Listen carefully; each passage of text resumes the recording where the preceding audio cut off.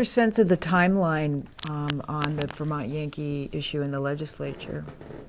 I think there's a question now about whether we'll be making a decision this year or next. Right. And some of that is that I think there is some burden of proof on Entergy right now to prove a number of issues. One is the reliability issue. Can they actually manage the plant safely? I think another one is about the sort of financial viability.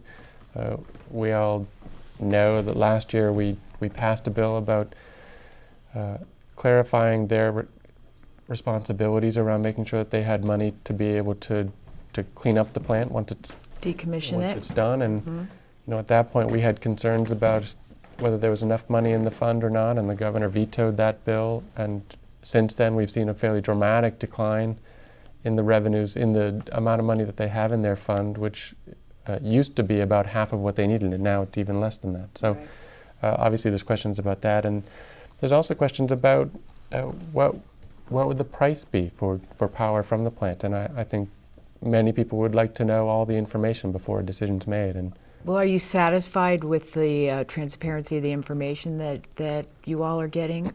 I think that there's been some fairly dramatic concern about the transparency of the information. Obviously,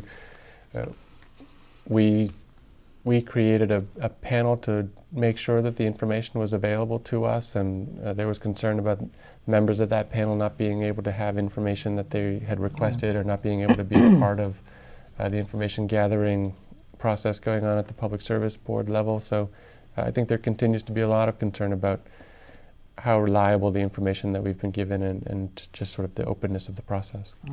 It's interesting because I was curious as a citizen whether you could negotiate the amount of time it could be renewed, but apparently the Nuclear Regulatory Commission is 20 years or nothing, right? So that's interesting. It seemed that way, and I think it is two things that I think are important. One is that we at some point will have an energy future that does not involve Vermont Yankee, and one way or the other we have to start planning for that. Vermont used to be known as a leader in energy, and particularly renewable energy, and I think that, frankly, we have some work to do to deserve that reputation these days. I think that we've fallen slightly behind as a leader in energy development. And secondly, people talk about if we don't have Vermont Yankee, the price of energy will go up.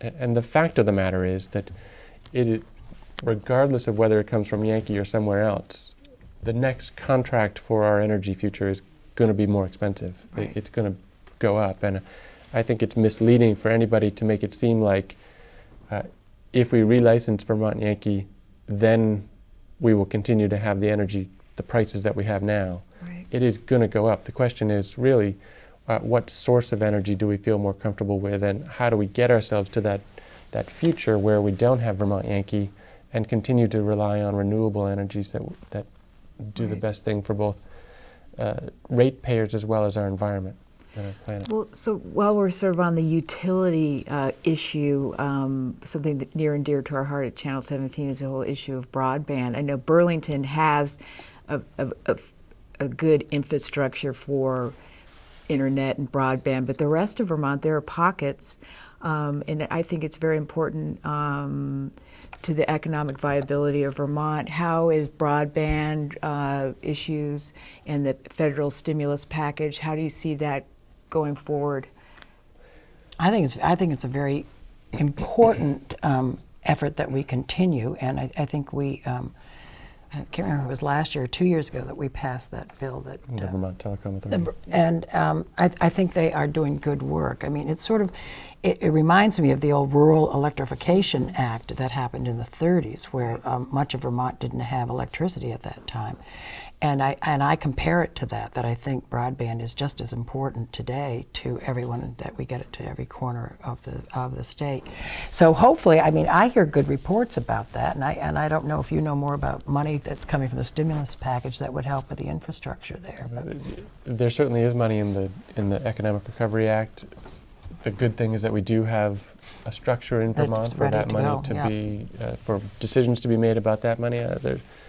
There's an ongoing discussion right now about what should the method be for getting broadband throughout the state.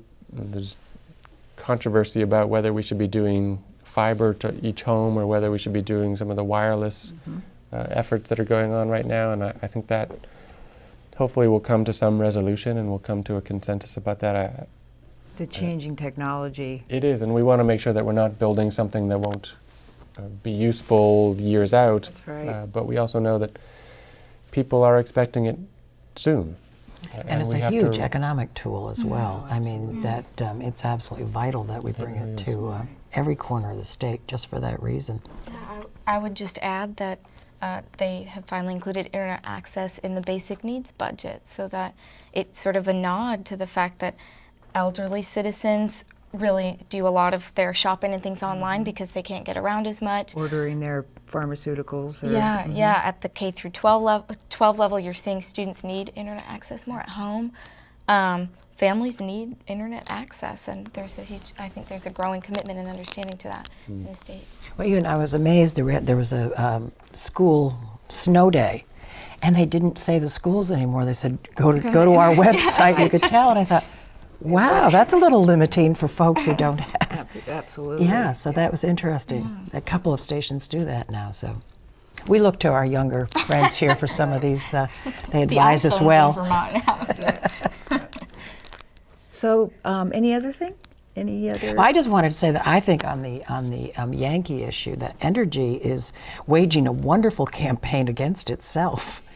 And I think the administration now has serious questions. Some of our Green Mountain Power and other of our power companies, are asking now about, because they want to know what kind of a rate they can expect. Absolutely. And so I think they need a good political consultant if they're going to be successful here. Well, there's no shortage of issues in this new biennium, and I wanted to thank you all for being with me today, and we hope to have you back later on in the session. And good luck. Thank you very much. Thanks so much. Thank you.